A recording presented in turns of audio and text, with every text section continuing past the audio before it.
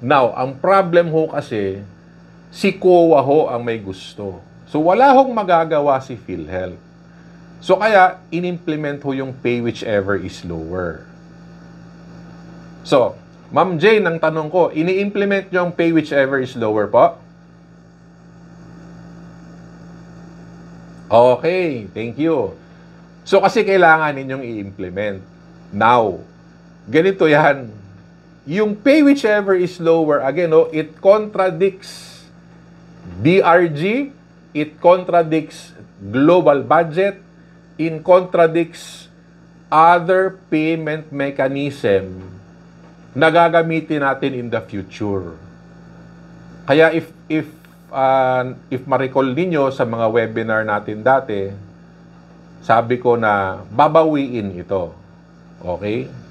Kasi ang number one tip natin dati, if ma-recall ninyo, sabi ko sa inyo, tip number one, ito din yung sinabi ko sa mga doctors, no? Tip number one, huwag niyong kakalimutan. PhilHealth is consistent in being inconsistent. Okay?